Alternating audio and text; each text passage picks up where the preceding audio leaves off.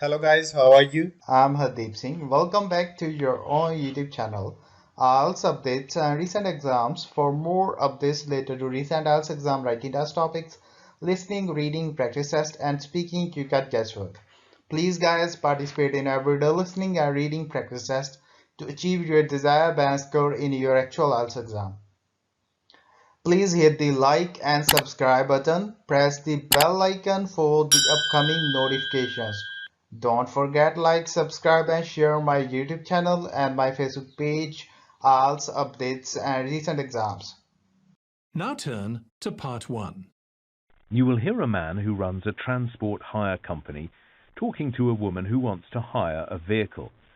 First, you have some time to look at questions 1 to 5.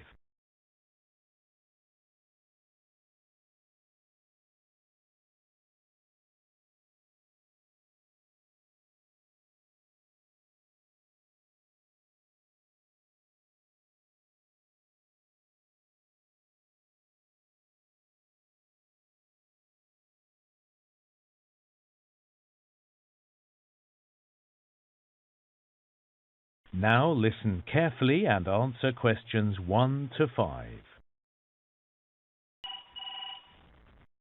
Good morning, Island Transport Company. This is Brian speaking.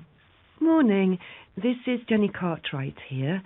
I'm visiting the island next week and I want to hire some form of transport. No problem, Jenny. Island Transport can offer a range of different vehicles to hire. So the first option is a motor scooter. They're very popular. Oh, right. And how much do they cost to hire? Well, you can hire them by the hour or by the day. Per hour, it's $15.50. And what about for a day? Daily, it's $49.99. That includes a full tank of petrol, but you need to fill it up before you bring it back. Is a scooter a good way to get around the island? Oh, yes. It's a lot of fun. Visitors really enjoy it. Do you provide helmets? Yes, of course, all sizes. We can also let you have gloves as well. It's not a bad idea. Oh, yes, I hadn't thought of that. The only thing is with the scooters, you have to keep to sealed roads. That means you can't ride on Battenberg Road, so you can't visit the far end of the island. Sorry, I didn't catch the name of the road. Could you spell it? Sure, it's spelt Battenburg. But there are still plenty of other places you can explore on a scooter. Okay, and what about a car? Yes, we've got a range of cars. Well, there's 4 of us. But if we do go for the car option, we'd be happy with a very small basic one. An economy car would be $87.80 per day. That's for a 4-door car. It can take 5 passengers. Right, okay. And a car is the best way to see the whole island. You can drive on all the roads. And if you'd like to go for a swim, you can drive right down to Green Bay, which visitors love. Well, a car is definitely something to consider. It's certainly a good price if we split it between the 4 of us. Exactly. Only thing is, it's pretty hot at this time of year. Does the car have air conditioning? Not that model, no. You need one of our bigger cars if you want that. Well, maybe it doesn't matter. Before you hear the rest of the conversation, you have some time to look at questions 6 to 10.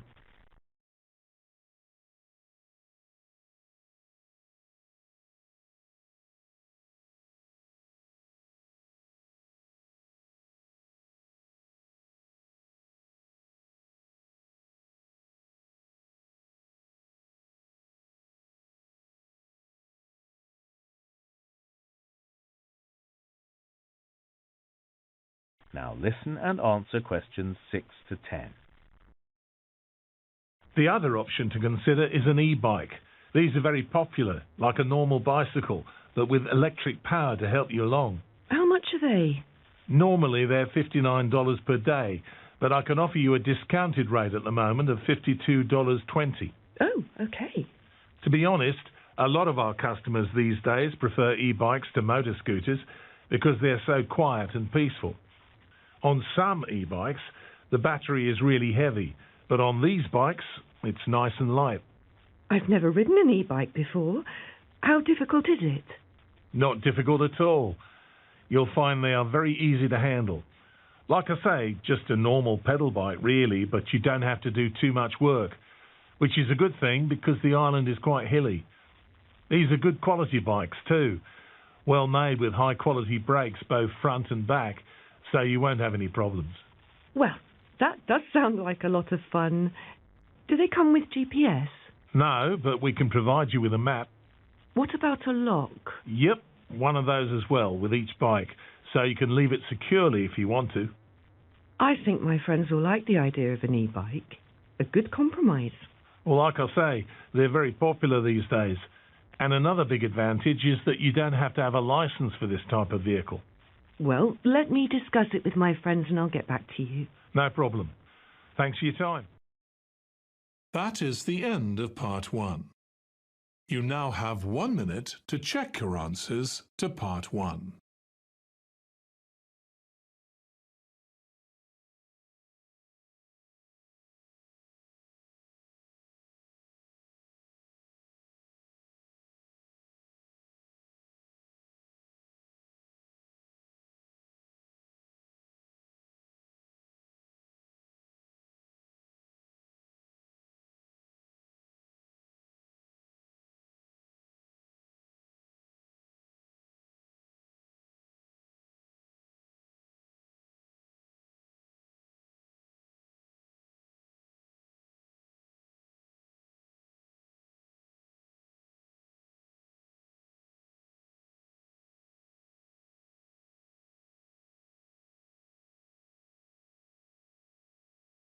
Part 2. You will hear a man talking to a group of people who are looking around a community garden. First, you have some time to look at questions 11 to 15.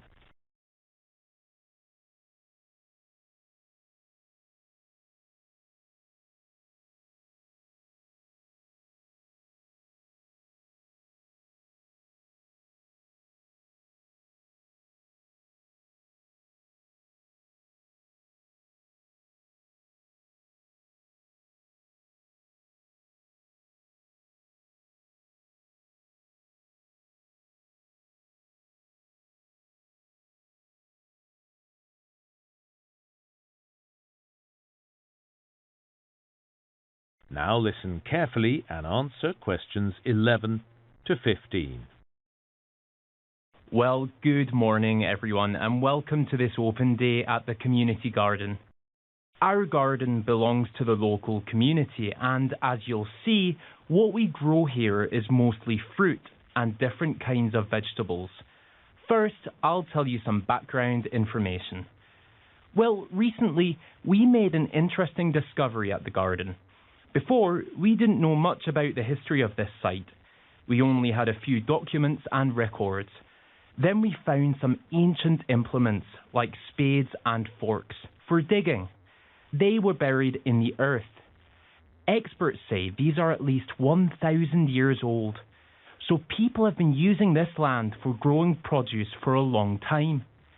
There are some photographs of these implements in the clubhouse, as well as a diagram of what we think the garden might have looked like if you want to look later.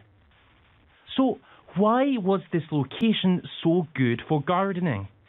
As you can see, we're in a slight valley, and storms blow very hard up this valley, which can be a problem. But being in a valley, we get good freezing frosts here in winter, which gardeners like because it kills the bugs. The great thing though is the stream that runs through the valley, so we can irrigate the gardens even through long, dry summers.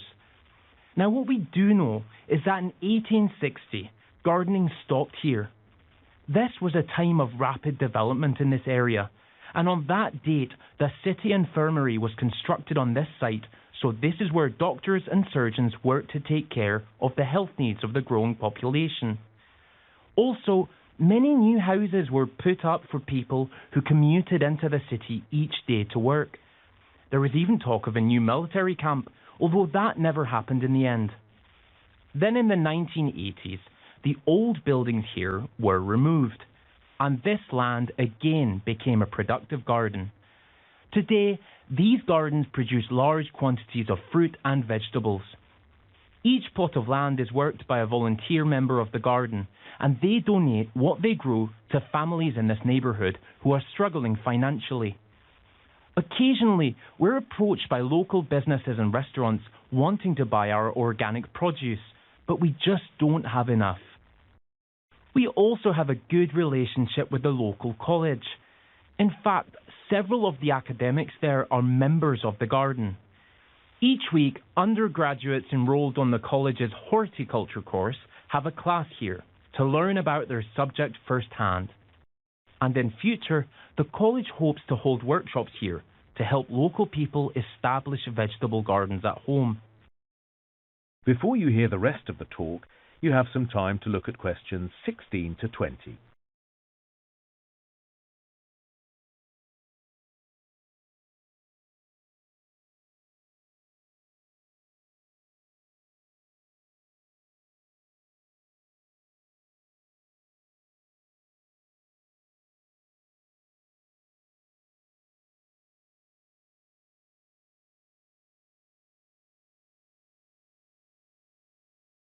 Now listen and answer questions 16 to 20. Okay, now I'll just point out a few places of interest around the gardens. So can you all look at your maps, please? Okay, so we're now standing at the main entrance to the gardens, outside the clubhouse. So you might be interested in our worm farms. This is where we make fertilizer. To get there from the main entrance, head north. You'll pass gardens on either side of the path. Just before the path curves round to the right, there's a turning on the left. Go down there and the worm farms are inside the first building you come to. It's also worth visiting our seed store.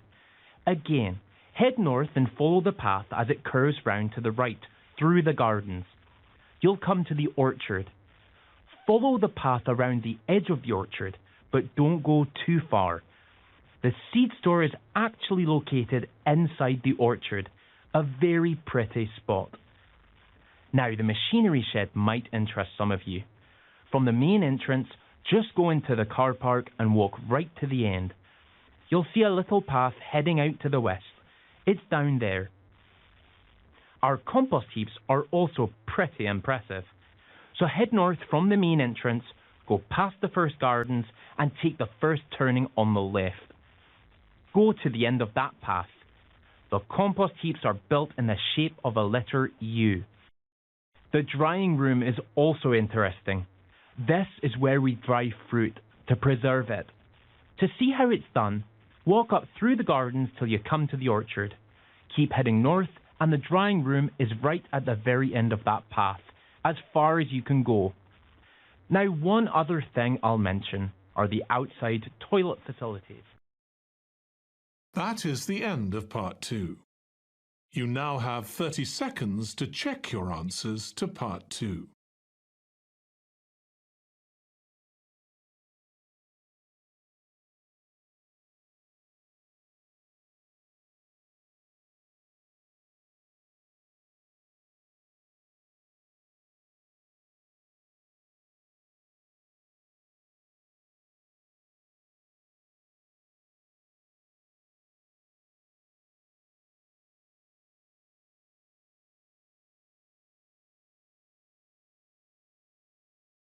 Part 3. You will hear two technology students called Alia and Jason talking about their joint presentation on the benefits of playing video games. First, you have some time to look at questions 21 to 25.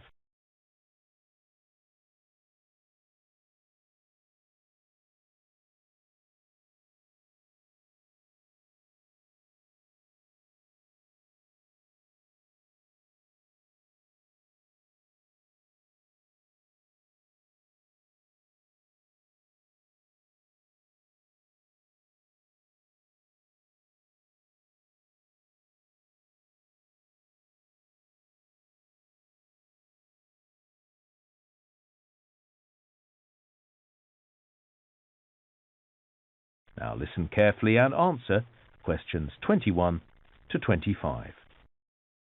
Well, Jason, shall we do some planning for our joint presentation? Yeah, let's compare the reading we've been doing. Did you read that article by Dr. Franklin? Yes, the use of games in therapy. So, we'll need to explain what kind of therapy he's talking about. Okay, so it's treating people after accidents or illnesses, rebuilding their body strength. Exactly. And Dr. Franklin sees huge potential for games. But he made the point that this isn't new. Really, since the 1990s, therapists have been experimenting with games. Yeah, I agree. Dr. Franklin illustrated that this has been going on for many years. It's not a sudden breakthrough. I was hoping he'd give some idea about how many health professionals now employ games in therapy. He doesn't really address that, does he? Okay, so what's the biggest advantage of games in therapy? Well, most games are played in virtual reality, so the patient is moving their arms and legs, exercising their body. So I guess it's quite cheap then. Yeah, but so are conventional exercises. I don't think that's an issue. No, okay. But I read that the games are really motivating. People are much more prepared to spend hours on rehabilitation when a game's involved. I think you're right. That's the most important benefit. In fact, I read some people actually get so caught up in the game they hurt themselves, and the therapists have to slow them down. Then, did you read about the Singapore study? Yeah, I started. They were investigating whether people actually made more friends by playing games, right? That's right.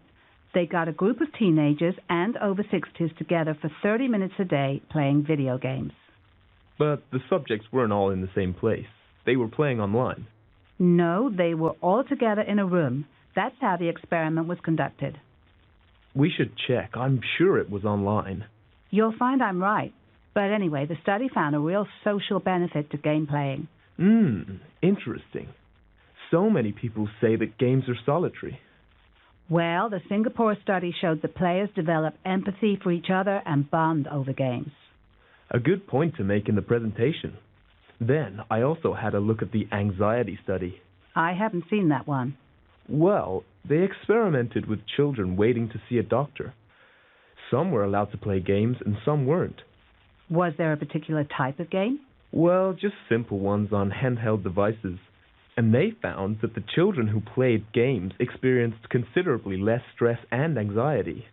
Games distract the mind. That's the theory. Better for the children, but also better for the parents. That's what I like about this. Yeah, good point. It reduces the stress for everybody. There just needs to be some additional research to support the finding. We should also mention the Rhode Island research.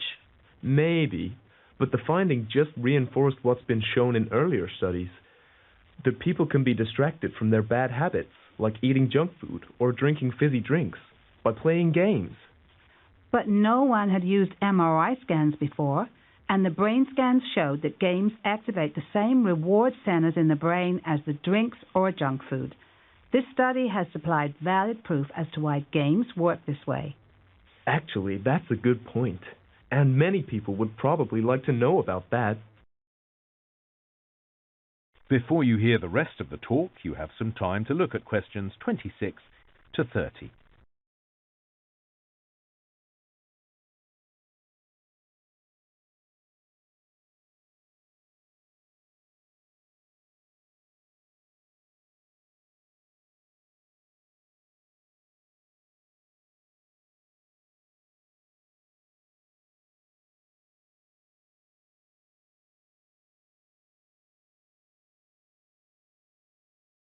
Now listen and answer questions 26 to 30.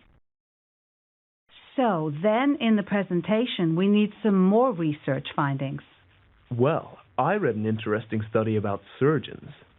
It was in the USA, and it found that surgeons perform better when they play video games in their free time. That makes sense. I mean, games are obviously going to improve hand-to-eye coordination. Yeah, I guess it's predictable. Still interesting, though. Absolutely. Challenges the idea that games are just a waste of time. Then there was a study about vision and eyesight. Apparently, games may actually improve vision. Game players in the study could see differences in gray colors more effectively. That's odd though, isn't it? Because there are also studies showing a link between electronic screens and eye damage. Yeah, it's certainly controversial. I also read a study about sports. There's a company that makes video games which are supposed to encourage physical exercise. The idea is, you play the sport first in the game, and then you're more likely to do it for real. And the study apparently confirmed it. Well, I doubt that's really true. I know. Seems highly unlikely to me. Maybe just a marketing tactic by the company. The study about aging was a good one. Scientists in Germany found that games have a positive influence on older people by keeping their brains active. And that's going to be more and more significant as the population ages. Good news for game manufacturers. I also read that games can actually help your career. The problem-solving, decision-making, and leadership that are developed in some games can actually make you more effective in the workplace. And there's been quite a lot of previous research to back that up, too. Interesting. Then, another one that I found. That is the end of part 3. You now have 30 seconds to check your answers to part 3.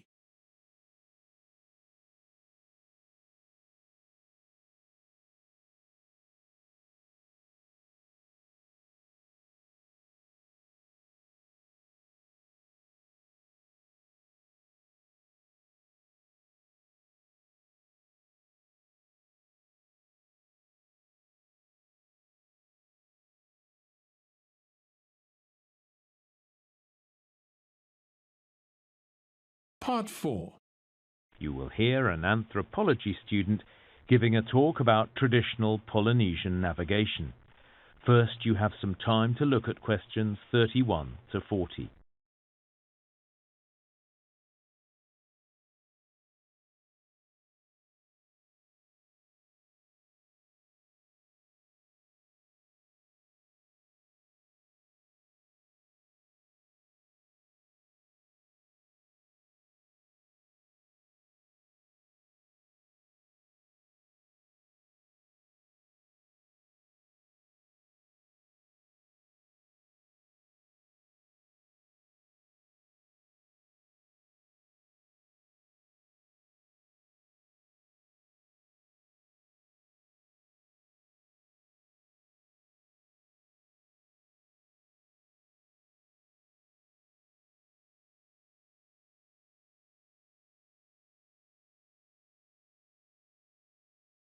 Now listen carefully and answer questions 31 to 40.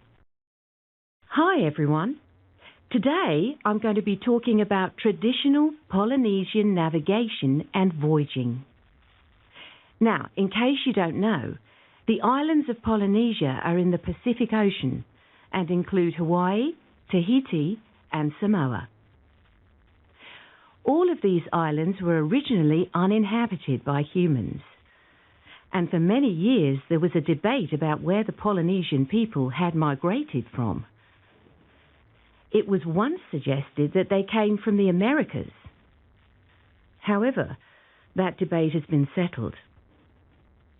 Today, anthropologists recognize that the Polynesians began their journeys in Asia and from there migrated eastwards to the Pacific Islands. It's believed all the Polynesian islands had been settled by the 13th century. When European explorers arrived in the Pacific in the 17th and 18th centuries, they were impressed by the local canoes. European ships were much stronger, but the indigenous vessels were considerably faster when under sail. What we now know is that Polynesians sailed across open ocean, out of sight of land, long before this occurred elsewhere. And to make these voyages possible, they built remarkable ocean-going canoes. The canoes had 2 hulls, so are sometimes called catamarans. They were equipped with large paddles, but these were not a form of propulsion. Instead, the paddles were positioned at the back of the canoe to make steering the vessel possible. All these ocean-going canoes had sails. Polynesian sails were triangular in shape and made from the pandanus plant, which grows on nearly all Pacific islands. It was also necessary to make warm clothing, as even in tropical waters, people could get cold on long voyages. Materials like wool and cotton were unknown to Polynesians. However, the paper mulberry tree grows on most Pacific islands, and its bark was remarkably flexible and was used in the manufacture of clothing.